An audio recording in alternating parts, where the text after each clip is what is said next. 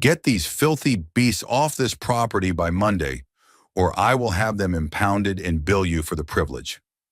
The voice was as sharp and unpleasant as gravel in a gearbox, and it sliced through the peaceful morning air like a thrown knife. I turned slowly from the fence post I was checking, my hand still resting on the rough-hewn wood.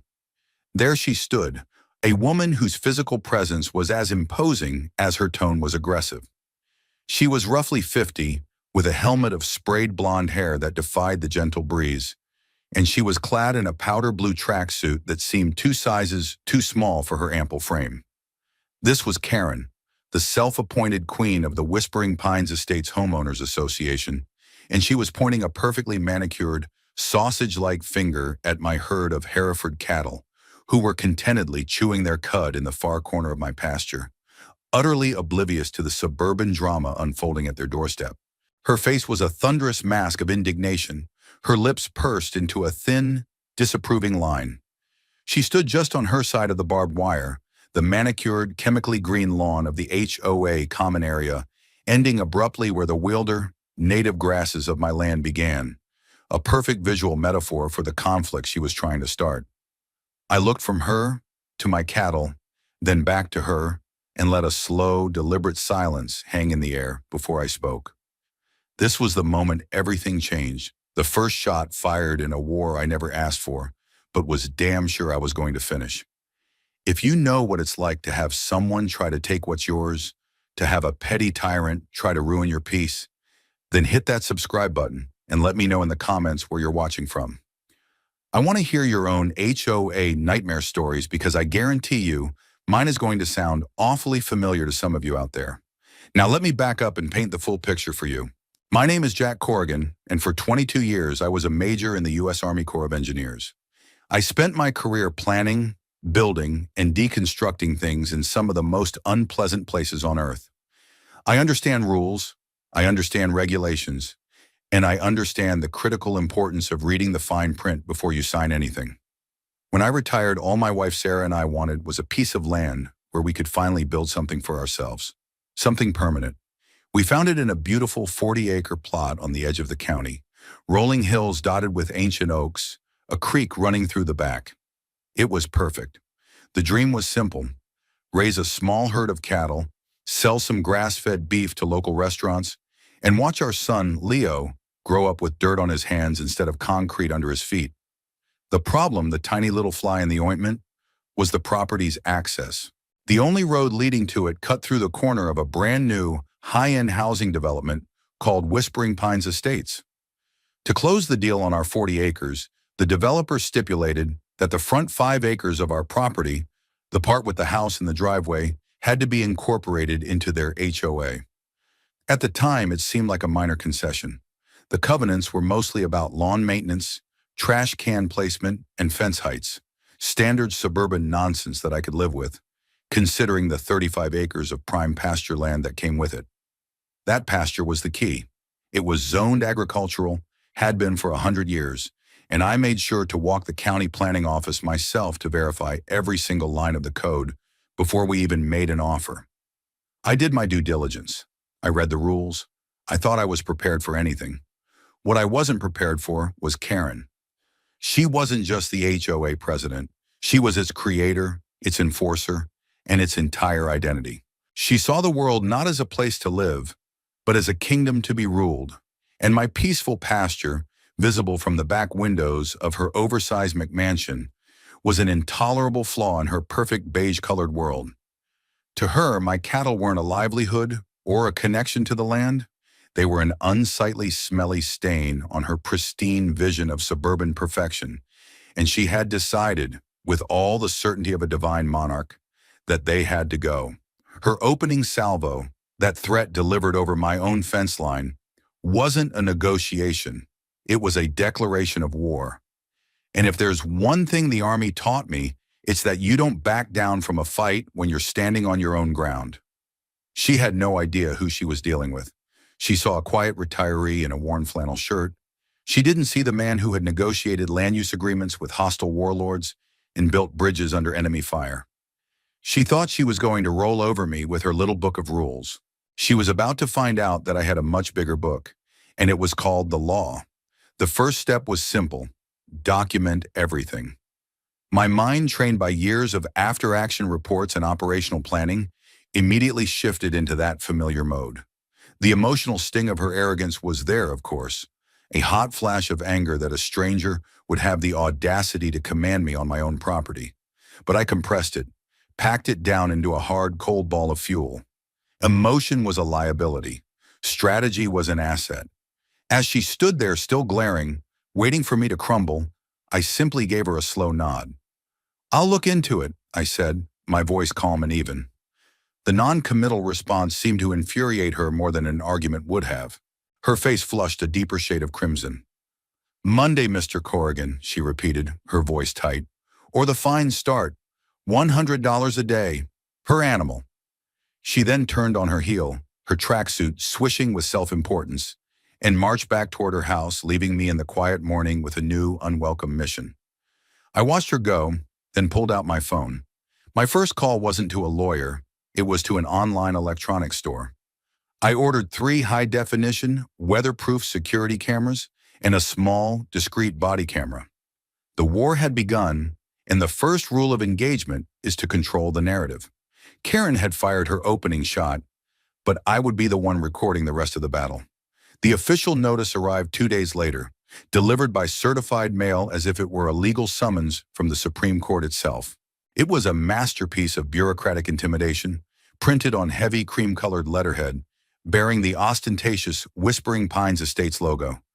2 interlocking pine trees that looked more like cartoon Christmas trees. The letter was dense with jargon, citing HOA Bylaw 17, Section C, Paragraph 4, which prohibited the keeping of non-domesticated, agricultural, or otherwise nuisance animals within the community's jurisdiction. A fine of $100 per day was effective immediately, backdated to the day of Karen's verbal warning.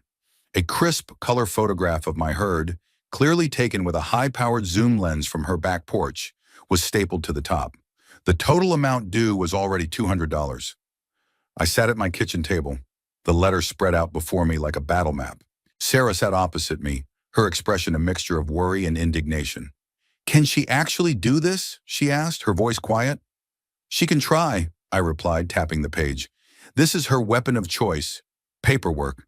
She thinks she can bury us in it, intimidate us into compliance." I picked up the thick binder containing the HOA covenants we'd been given at closing. For the next hour, I read every single word, highlighting the relevant sections. Karen was hanging her entire argument on that one clause: non-domesticated animals. It was vague, poorly defined, and clearly intended to stop someone from keeping a pot-bellied pig as a house pet, not to regulate a pre-existing agricultural operation on land the HOA didn't even own. My 5 acres were under their rules, but the 35 acres of pasture were not. The covenants themselves included a map, and the line was as clear as day. My cattle never set hoof on HOA-controlled property. I decided a direct, calm approach was the next logical step. Show her the facts, appeal to reason. It was a long shot, but I had to follow protocol. I found her number on the HOA website and called. She answered on the second ring, her voice syrupy sweet until I identified myself. "Mr. Corrigan," she said, the temperature dropping 20 degrees. "I trust you've received my letter and are making arrangements for your livestock." I kept my tone level and professional. "Karen, I have the covenants right here in front of me. The rule you're citing doesn't apply to the 35 acres of pasture land, which is outside the HOA's jurisdiction. The map in the document makes that perfectly clear." There was a condescending sigh on the other end of the line. "Mr. Corrigan, you clearly don't understand how these things work. The spirit of the law is to maintain the aesthetic and olfactory integrity of our community. Your farming operation is a direct violation of that spirit. The board has interpreted the bylaw to apply to any nuisance visible or smellable from within Whispering Pines. It was the most ridiculous legal argument I had ever heard. The spirit of the law? The board, which consisted of her and 2 cronies, had interpreted it? This wasn't about rules, it was about her wanting to control what she saw from her kitchen window. "That's not a legally defensible position," I stated flatly. "My land is zoned for agriculture by the county. That zoning supersedes any HOA bylaw. She laughed, a short, barking sound. Oh, you'll find our lawyers disagree. We have a substantial legal fund for just these sorts of misunderstandings. Pay the fine, Mr. Corrigan. It will be so much easier for everyone. The line went dead. That was it. The time for reason was over. My new cameras arrived the next day. I spent the afternoon installing them. One was mounted high on a corner of the barn, giving a wide-angle view of the entire fence line bordering the HOA common area. Another was focused directly on the road in front of my property. The third was a motion-activated camera hidden in one of the old oak trees near the fence where Karen had first confronted me. The body camera I kept charged and ready in my truck. From that day forward, any interaction with Karen or any other HOA representative would be recorded.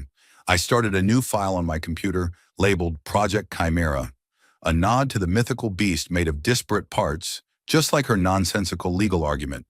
In it, I created a log. Every letter, every phone call, every sighting of her near my property was documented with a date, time, and a brief description. I scanned the violation notice and her photograph and saved them. I took my own pictures, wide shots showing the vast distance between her house and my herd, close-ups of the county-stamped zoning map, and photos of my healthy, well-cared-for animals. This file was my arsenal. Karen thought she was fighting a war of attrition with fines and letters. She didn't realize I was fighting a war of information, and I had just established total battlefield surveillance. The next violation notice arrived a week later. The fine was now up to $900. Attached was another grainy, long-lens photo, this time of a cow pat. A new line item was included: failure to maintain sanitary conditions. The sheer pettiness was almost comical. Almost. It was harassment, plain and simple. It was also more evidence for my file. I scanned the new letter, saved it, and went about my day. I was playing the long game. She wanted a reaction. She wanted me to be angry, to be scared, to sell my herd and surrender. I would give her nothing but calm, methodical silence. Let her build her paper mountain. I knew something she didn't. I had a trump card tucked away, a document so powerful it would make her entire case crumble like a house of cards in a hurricane. But it wasn't time to play it yet. No, a good commander waits for the right moment to commit his reserves. First, you let the enemy overextend themselves. Let them get cocky. Let them charge so far into your territory they have no easy way to retreat.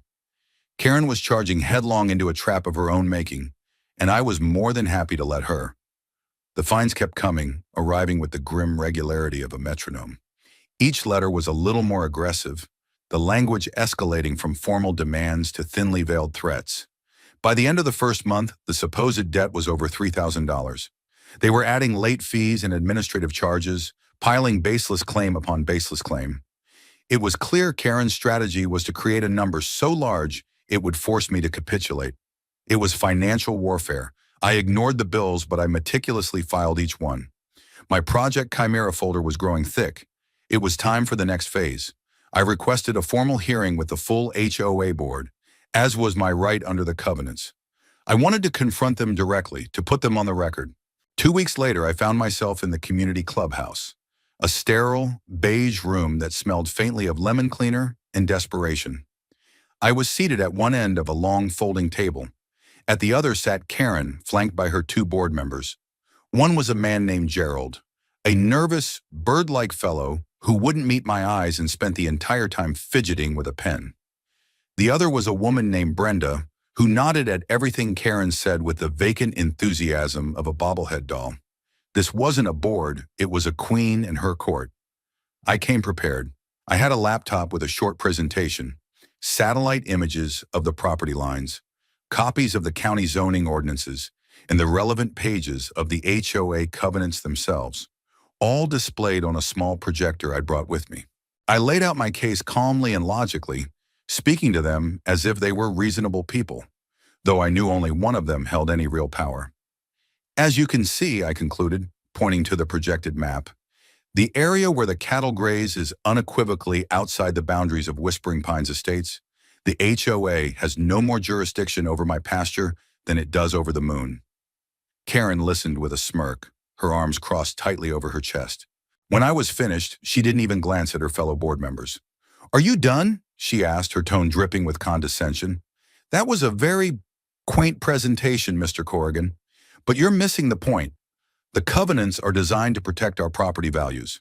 An industrial cattle operation," she used the term industrial as if I were running a slaughterhouse instead of grazing 20 head on 35 acres, "is an eyesore and a stench that lowers the value of every home in this community. The board has a fiduciary duty to protect those values. Therefore, we have deemed your herd a nuisance, and the fines stand." Gerald and Brenda nodded in perfect synchronized unison. I had expected this. I had hoped for reason, but I had planned for tyranny. "I see," I said, my voice remaining steady. "So your argument is no longer based on the physical location of the animals, but on a subjective interpretation of the nuisance clause." "It's not subjective," she snapped. "It's the unanimous decision of the board." I leaned forward, my hands flat on the table. "Okay, then let's talk about another legally binding document." I reached into my briefcase and pulled out a thick, plastic-bound report. I slid a copy across the table to her. The cover page read, "County of North Ridge Land Use Management Plan, Agricultural Buffer Zone Lease Agreement." Karen picked it up, her expression shifting from smugness to confusion.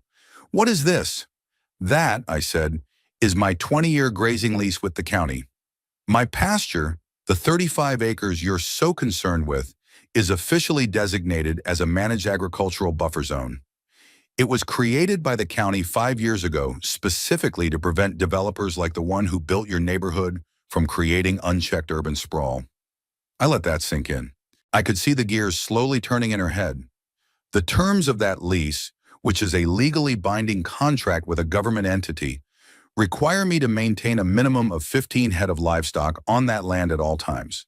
It's a condition for the land to retain its agricultural tax status. If I were to remove the cattle, as you are demanding, I would be in breach of my contract with the county. That breach would trigger a penalty clause that would cost me tens of thousands of dollars in back taxes and fines." I paused, looking directly into her eyes. "So you're not just asking me to violate your flimsy, misinterpreted bylaw. You are demanding that I violate a superior legal contract with the county government itself. You are trying to force me into a position where I am legally damned if I do, and damned if I don't." For the first time since I'd met her, Karen was speechless. Her mouth opened and closed silently, like a fish gasping for air. She stared at the document in her hands as if it were written in a foreign language. Gerald was looking back and forth between us, his eyes wide with panic. Brenda had stopped nodding. The entire foundation of Karen's argument, her entire campaign of harassment, had just been obliterated by a single inconvenient fact. But I knew a person like Karen wouldn't just fold. Her ego wouldn't allow it. After a long, tense moment, she finally found her voice. She tossed the document back on the table. This is irrelevant," she stammered, her voice lacking its usual iron certainty. "Our covenants are a private agreement. They supersede any deal you made with the county." It was a patently absurd claim. It was like arguing the rules of a board game superseded the laws of physics. But in that moment, I knew the war was about to enter a new, far uglier phase. She had been publicly proven wrong, and for a narcissist like her, that was an unforgivable offense. She wasn't just fighting for property values anymore.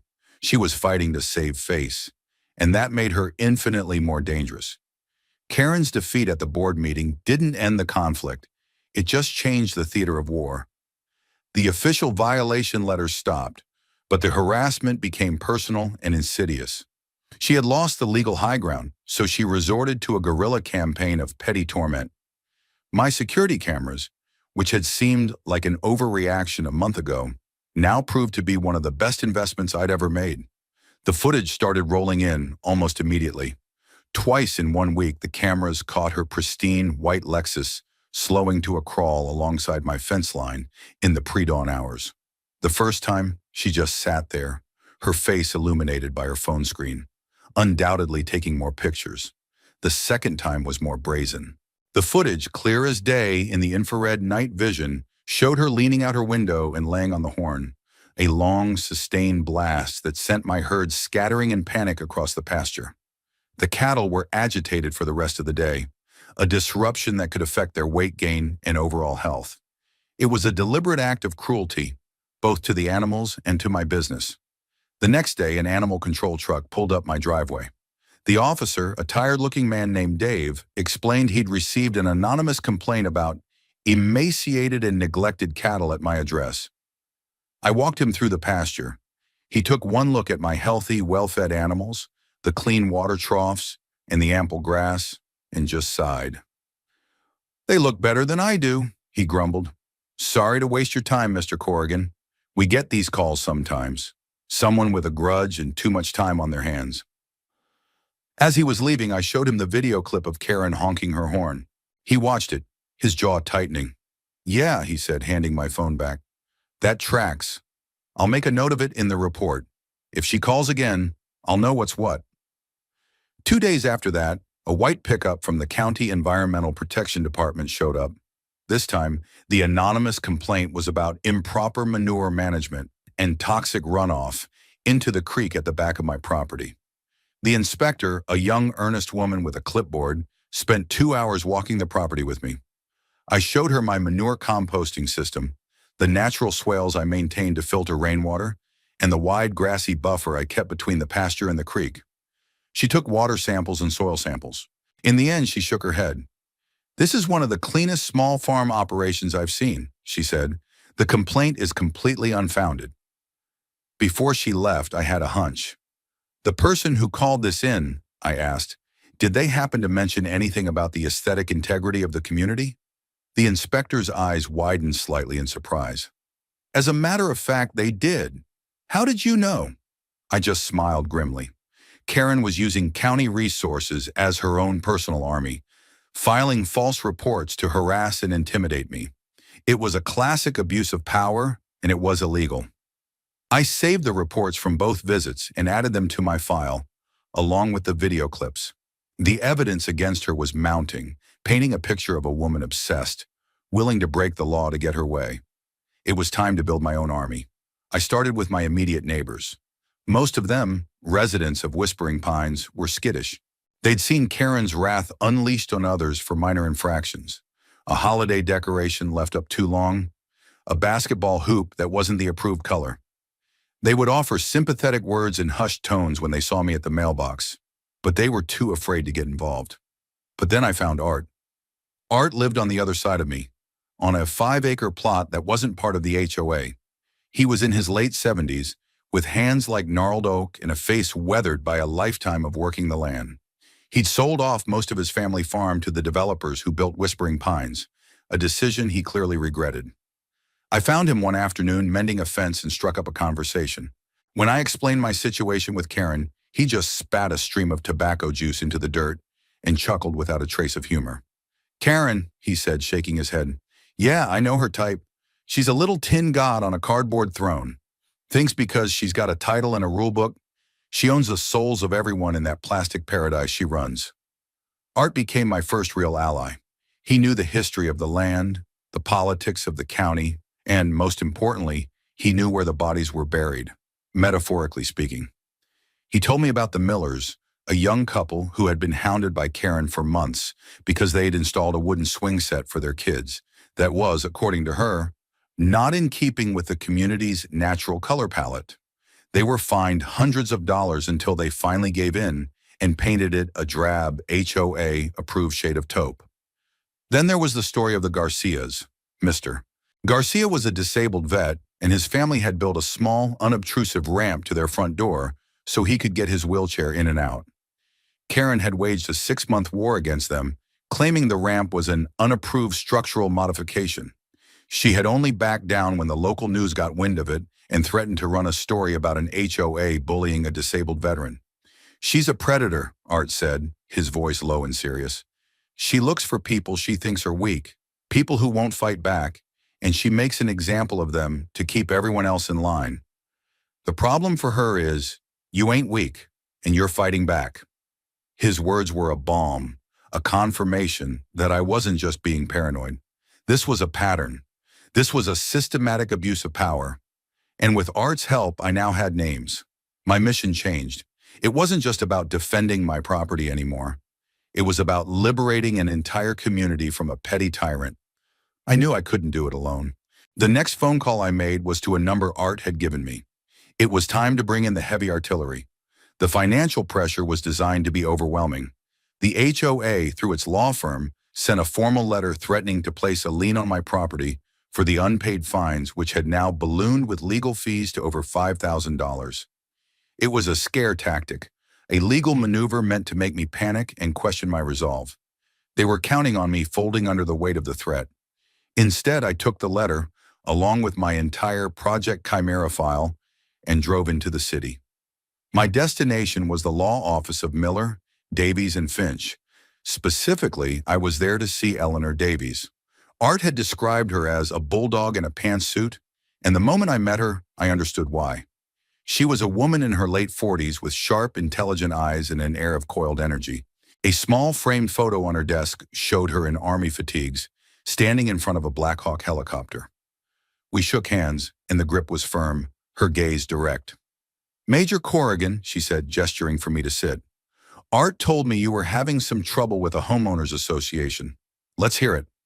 For the next hour, I laid out the entire story, from Karen's first threat to the most recent false report with the EPA. I showed her the violation notices, the county lease agreement, the zoning maps, and the video footage from my security cameras. She listened intently, her expression unreadable, occasionally jotting down a note on a legal pad. When I finished, she leaned back in her chair and a slow, dangerous grin spread across her face. "Oh, this is beautiful," she said, her voice a low purr. "This isn't just a simple dispute, Major. This is a textbook case of harassment, selective enforcement, and tortious interference with a business contract. This HOA president of yours, this Karen, she hasn't just overstepped her authority, she's tap-danced all over it in golf spikes." Ms. Davies explained the legal landscape with brutal clarity. The HOA's case was non-existent. The county grazing lease was an ironclad contract that took precedence over any private covenant. Their attempts to fine me were legally baseless, and their threats of a lien were an act of bad faith intimidation. The campaign of filing false reports with animal control and the EPA constituted malicious harassment, for which we could sue her and the HOA personally for damages. "They think they're Goliath," she said, tapping the thick binder of my evidence. "They've got a law firm on retainer and a budget drawn from everyone's dues. But we're going to use their own size against them. We're not just going to defend, we're going to attack." Our first step was to formalize the alliance Art had helped me begin. Over the next week, Ms. Davies and I met with the Miller and Garcia families. At first, they were hesitant, scared of retribution from Karen. But as I walked them through my evidence, and Ms. Davies explained their legal rights, their fear began to turn into anger. The Millers recounted the stress and financial hardship of fighting over a child's swing set. Mrs. Garcia tearfully described the humiliation of having to defend her husband's need for a wheelchair ramp in a public HOA meeting. Their stories were powerful and heartbreaking. With their permission, Ms. Davies' office drafted sworn affidavits for each family, detailing their experiences with Karen's targeted harassment and the financial and emotional toll it had taken. These documents transformed my personal dispute into a larger case. We weren't just fighting for my cattle anymore. We were fighting for the Garcia's ramp, the Miller's swing set, and the dignity of every resident who had been bullied into silence. We were building a class-action lawsuit, a legal battering ram that would smash through the walls of Karen's little kingdom. While Ms. Davies prepared the legal assault, I focused on the political one. I took my evidence, specifically the county lease and the reports of Karen's abuse of county services, and scheduled a meeting with my county commissioner, a man named Marcus Henderson. Henderson was a no-nonsense, old-school public servant who had built his career on protecting the county's rural character.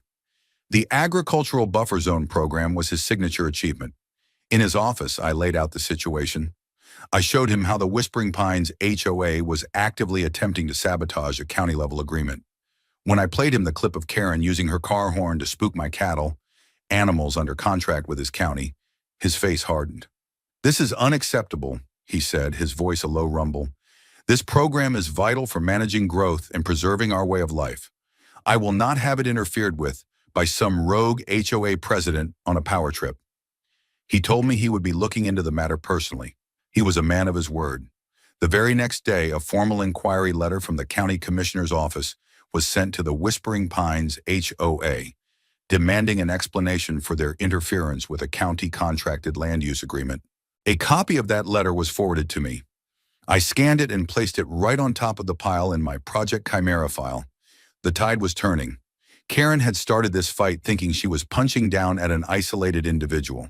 She didn't realize she was picking a fight with a decorated military officer, a bulldog of a lawyer, a coalition of wronged families, and now the full weight of the county government. The pieces were all in place. All we needed was the right venue to put them all together. And Karen, in her spectacular arrogance, was about to hand it to us on a silver platter. The counteroffensive began with a single, devastatingly effective letter. Ms. Davies drafted a cease and desist that was less a legal request and more a declaration of total war. It was addressed to Karen personally, as well as to Gerald, Brenda, and the HOA's retained law firm. The 10-page document was a masterwork of legal aggression. It methodically dismantled every one of their claims, citing state law, county ordinances, and the specific language of their own covenants against them. It detailed the campaign of harassment, referencing the dates and times of the false reports to animal control and the EPA. It included screenshots from my security camera footage, showing Karen's car at my fence line, and it formally put them on notice that any further attempt to fine me, threaten me, or interfere with my agricultural operation would be met with immediate legal action, seeking both compensatory and punitive damages. The letter concluded with a simple, non-negotiable demand: a full written retraction of all fines and a formal apology to be issued within 10 business days. We sent it by a courier, ensuring it was signed for. The silence that followed was deafening. No more letters, no more fines. For a few days, it seemed like they might have finally understood the severity of their position and backed down. But I knew Karen better than that. Her ego was a force of nature, and it would never allow for a retreat, let alone a surrender. Her response came not in a letter, but in a flyer, posted on every community mailbox and bulletin board in Whispering Pines. It announced a special town hall meeting on community standards. The flyer was pure propaganda, filled with loaded language about protecting our shared investment and addressing threats to our peaceful way of life. It was a clear attempt to rally the neighborhood against me, to paint me as an outside agitator and use the pressure of public opinion to force my hand. She was trying to turn my neighbors into her personal mob. "She's making a mistake," I said to Ms. Davies over the phone, holding the flyer. "She thinks this is her home turf, that she can control the narrative in a public forum." "Let her," Ms. Davies replied, a distinct note of satisfaction in her voice. "Arrogance is the best friend of a litigator. She's just handed us the perfect stage to present our case, not just to a judge, but to the court of public opinion, the very people whose money she's been wasting." The email from Commissioner Henderson's office arrived the next day. He had seen the flyer and informed me that he, along with a representative from the county's legal department, would be in attendance at the town hall. The county had a vested interest in the outcome, and he intended to make that clear. The night of the meeting, the community clubhouse was packed. It was standing room only. Karen had succeeded in drumming up a crowd. She and her 2 board members sat at a table at the front of the room, looking confident and self-assured.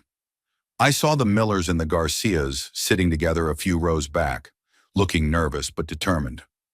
Art gave me a solid nod from his seat near the door. I took a seat in the front row, my laptop bag at my feet. The meeting began with Karen taking the floor. She launched into a passionate, pre-rehearsed speech, a symphony of NIMBYism. She spoke of the American dream, of manicured lawns and quiet evenings, and how that dream was being threatened by the encroachment of industrial agriculture. She never mentioned me by name, but everyone knew who she was talking about. She painted a picture of foul odors, swarms of flies, and plummeting property values, all caused by my refusal to be a good neighbor. She was good, I had to admit. She knew exactly which buttons to push, which fears to stoke. By the time she finished, a murmur of agreement was rippling through the crowd. She had set the stage perfectly for her own public execution. Now, she said, her voice filled with magnanimous condescension, I believe the resident in question is here and would like to say a few words. All eyes turned to me. I walked calmly to the front of the room, set my laptop on the table, and connected it to the projector. Good evening, I began, my voice steady. My name is Jack Corrigan. I won't bore you with a speech. I'm just going to show you a few facts. I clicked the first slide. It was a high-resolution satellite map of the entire area. With a few clicks, I overlaid the official county zoning map, showing my 35 acres clearly marked in green as agricultural. Then I overlaid the HOA boundary map from their own covenants, a red line that neatly enclosed the 5 acres with my house, but stopped dead at the pasture fence. As you can see, I said, the land in question is not and has never been part of Whispering Pines Estates. The HOA has no legal authority there. I clicked to the next slide. It was the cover page of my grazing lease with the county. This land is not just private farmland, I explained. It's a designated agricultural buffer zone, part of a county program to preserve green space. My cattle are there as a condition of a legally binding contract with the county of North Ridge. This program is the only reason you have a view of rolling hills and oak trees instead of another 100 houses. A different kind of murmur started to spread through the room. Confusion, doubt.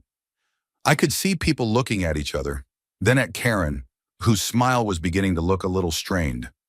It was then that Commissioner Henderson chose his moment. He stood up from the back of the room and his powerful voice boomed through the space. Mr. Corrigan is correct, he announced, walking toward the front. I'm County Commissioner Henderson.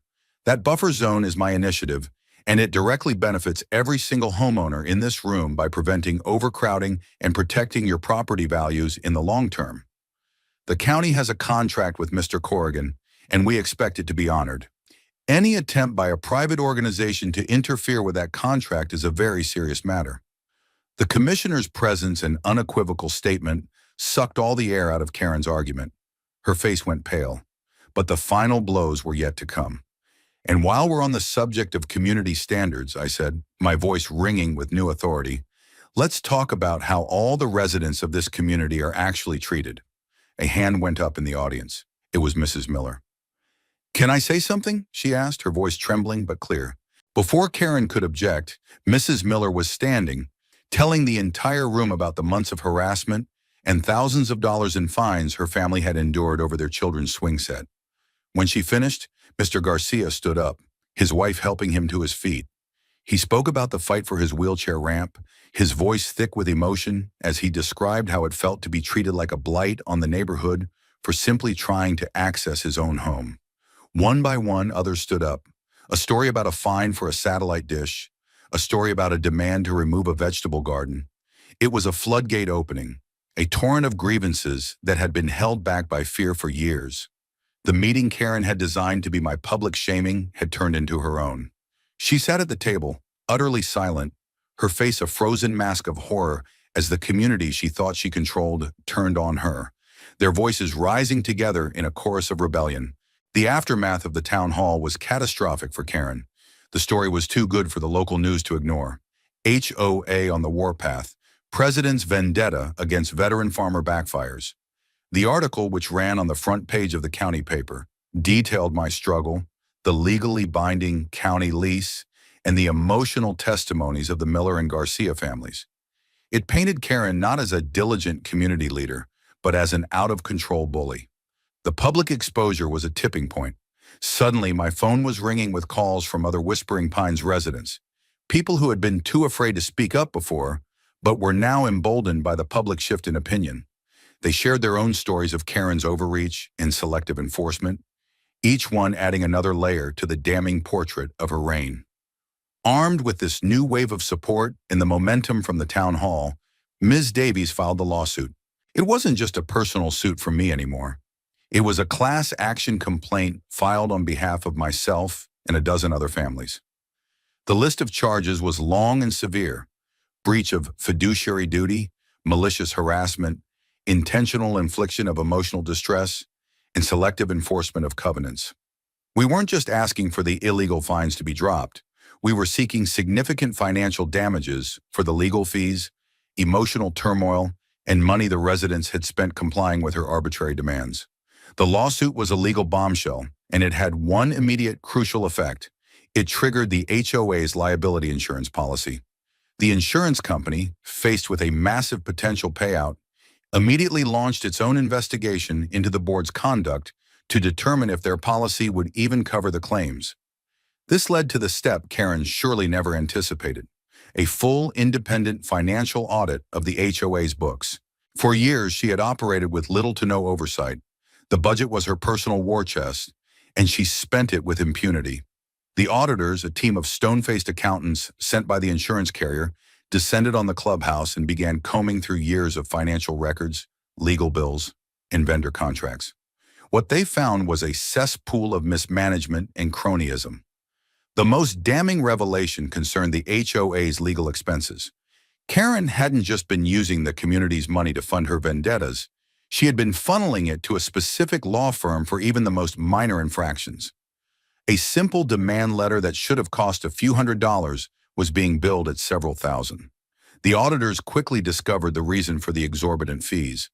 The senior partner of the law firm was Karen's first cousin. She had turned the HOA's legal budget into a family enrichment scheme, using residents' dues to pay inflated invoices to her own relative, all under the guise of enforcing the rules. The audit also uncovered how she used HOA funds for personal perks: community landscaping expenses that paid for the elaborate gardens at her own home, administrative supplies that included a new top-of-the-line laptop for her personal use, and travel expenses for attending a conference in Florida that happened to coincide with a family vacation. The total amount of mismanaged or misappropriated funds was staggering, running into the tens of thousands of dollars. The news of the audit's findings spread through the neighborhood like wildfire. The anger that had been simmering since the town hall now boiled over into open rage. People who had paid their dues diligently for years suddenly realized their money had been used to harass their neighbors and line their president's pockets. The other two board members, Gerald and Brenda, went into full panic mode. Faced with the reality of the lawsuit and the damning audit, their loyalty to Karen evaporated. They saw the train of personal liability coming straight for them, and they leaped off the tracks. They both tendered their resignations effective immediately, issuing public statements through a new lawyer, not Karen's cousin, claiming they had been grossly misled and were deeply disturbed by the financial revelations. They were cowards, throwing Karen under the bus to save themselves, but their defections left her completely isolated. She was a queen without a court, a general without an army. The foundation of her power, which had always been the illusion of authority and the fear she instilled, had been completely demolished by the simple, unassailable power of the truth. The insurance company, seeing the writing on the wall, informed the now defunct board that due to the findings of gross negligence and potential fraud, they would likely deny coverage, leaving Karen and the other board members personally liable for any judgment against them. The trap had been sprung. Her own overreach, her own greed, and her own vindictiveness had led her to this point. She was cornered, exposed, and about to face the community she had terrorized for so long. An emergency meeting was called by the residents with one item on the agenda: the immediate removal of Karen from the board and a vote to elect an interim leadership to handle the crisis. The final showdown was at hand. The night of the emergency meeting was thick with a tension that was almost palpable. We gathered again in the community clubhouse, but the atmosphere was completely different from the last two meetings. There was no uncertainty, no fear. There was only a cold, unified anger and a grim sense of purpose. The room was a sea of determined faces. I saw the Millers, the Garcias, and all the other families from the lawsuit sitting together, a united front. Art was there, a quiet, satisfied look on his face. Even Commissioner Henderson had shown up, sitting in the back as a concerned citizen, a clear signal of the county's continued interest. Karen arrived last. She walked in with a defiant tilt to her chin, her face a carefully constructed mask of indignation. She was trying to project strength, to pretend she was the victim of a conspiracy, but the fear in her eyes was unmistakable. She was alone at the defendant's table. The chairs for Gerald and Brenda were conspicuously empty. A resident, a retired accountant named David, had been chosen by the community to run the meeting. He started by presenting a summary of the independent audit. He didn't use inflammatory language, he just stated the facts, his voice calm and methodical. He listed the total amount paid to the law firm run by Karen's cousin. He detailed the questionable expenses, the personal perks disguised as community business. He projected a simple pie chart on the screen, showing that nearly 40% of the HOA's annual budget for the past 3 years had been spent on legal fees related to petty enforcement actions, starving the funds for actual community maintenance like road repairs and landscaping for the common areas. As he spoke, a heavy silence fell over the room. The numbers were stark and undeniable. This wasn't about rules or aesthetics anymore. This was about a flagrant abuse of trust and a misuse of their hard-earned money. When David finished, he opened the floor. "Karen," he said, his voice devoid of emotion, "do you have any response to these findings?" Karen stood up, clutching a sheaf of papers in her trembling hands. She launched into a desperate, rambling defense. She claimed the audit was a biased hatchet job, orchestrated by disgruntled residents who refused to follow the rules. She insisted that the legal fees were necessary to protect the integrity of our community and that every expense was justified. "I have given my life to this community," she proclaimed, her voice rising with a theatrical tremor.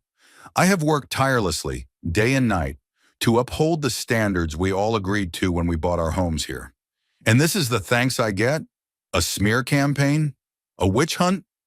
It was a pathetic performance. No one was buying it. The evidence was too overwhelming. Her words, which once held the power to intimidate, now sounded hollow and self-serving. When she was done, David simply said, "Thank you, Karen. We will now proceed to the vote on the motion to remove you from your position as president and as a member of the board of directors, effective immediately." The process was swift and brutal. Paper ballots were passed out. The residents filled them out in silence, their faces set like stone. The votes were collected and counted at the front of the room, in full view of everyone. The result was announced a few minutes later. The vote to remove Karen was 128-1. The one dissenting vote everyone assumed was her own. A wave of relieved applause swept through the room. It wasn't triumphant or celebratory. It was the sound of a collective exhale, the release of years of pent-up frustration and anxiety. Karen just stood there for a moment, her face ashen, the mask of defiance finally crumbling to reveal the raw shock and fury beneath. She had been so certain of her power, so wrapped up in her own self-importance, that she couldn't comprehend her utter and total defeat. She grabbed her purse and stormed out of the room without another word, slamming the door behind her. The meeting continued, an interim board was elected, and plans were made to salvage the HOA's finances and reputation. But for me, the primary mission was accomplished. I left before it was over, feeling the need for some quiet air. I was heading to my truck when I heard her voice, sharp and venomous, cut through the darkness of the parking lot. "You!" She was standing by my truck, her face contorted in a snarl of pure hatred. "You did this! You ruined everything!" I stopped a few feet away from her, the faint light from the clubhouse casting long shadows on the pavement. She was no longer the powerful HOA president, just a bitter, defeated woman standing alone in a parking lot. "You came here with your dirt and your disgusting animals, and you destroyed this community," she hissed. I didn't raise my voice. I didn't need to. I looked past her, toward the dark silhouette of the hills beyond the manicured lawns of whispering pines. Out there, in the quiet of my pasture, my cattle were sleeping under the stars. They were the reason this all started, but they were also the symbol of what had been saved. "No, Karen," I said, my voice calm and final. "You didn't build a community. You built a prison and called it paradise. All I did was help your prisoners find the key." I didn't wait for a response. I got into my truck, started the engine, and drove away, leaving her standing there, a lonely, irrelevant monument to her own collapsed empire. In the weeks and months that followed, a quiet but profound transformation took place in Whispering Pines Estates. With Karen gone, the oppressive atmosphere of fear and suspicion she had cultivated for years began to dissipate, replaced by a tentative sense of relief and renewal.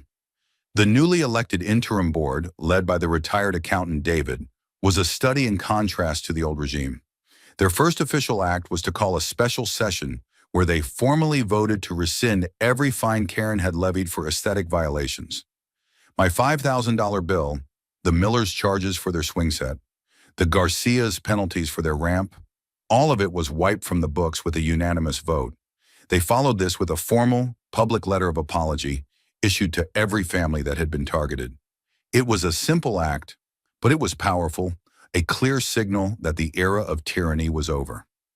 The lawsuit moved forward, but without the backing of the HOA, Karen was on her own. Faced with overwhelming evidence and the prospect of financial ruin, she agreed to a settlement. The HOA's insurance carrier, after much negotiation from Ms. Davies, contributed a portion, but Karen was forced to pay a significant amount out of her own pocket.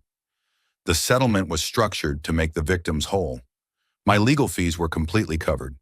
The Garcia family received a generous sum, which they used to hire a contractor to build a beautiful, permanent, and fully code-compliant wheelchair ramp. The Millers received enough to pay for their children's college fund. The remaining funds were placed into a new community fund, overseen by the new board, dedicated to projects that would actually benefit the residents. The community itself began to heal. People started talking to each other again.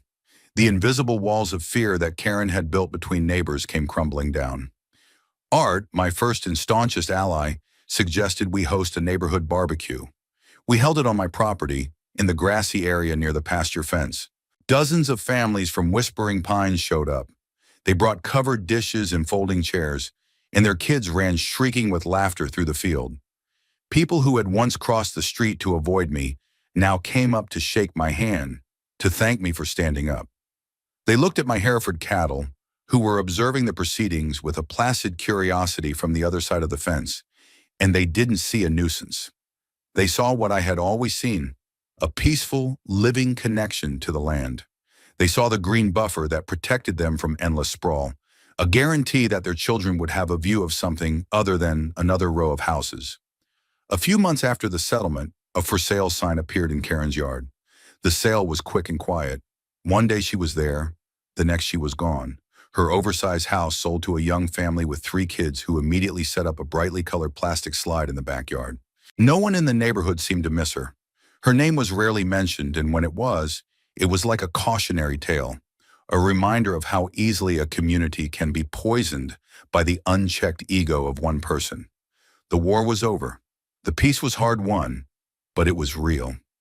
One evening, not long after Karen moved away, Sarah and I were sitting on our back porch, watching the sunset paint the sky in shades of orange and purple over the rolling hills of our pasture.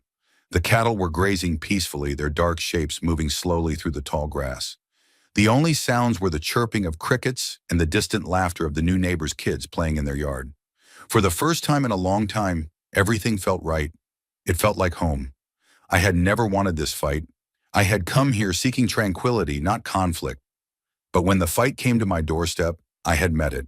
We had weathered the storm, not with anger and aggression, but with patience, preparation, and the unwavering belief that the truth, when properly armed, is the most powerful weapon of all. We had proven that a community is not about pristine lawns and perfectly matched mailboxes. It's about the people, about neighbors supporting each other, about the shared right to live in peace on your own land. Karen had tried to take that away, and in the end, she had lost everything, while we had gained something we never expected, a true community forged in the fires of her petty tyranny, stronger and more united than ever before. The last rays of sunlight faded from the sky, and I put my arm around my wife. The peace was profound. Justice had been served.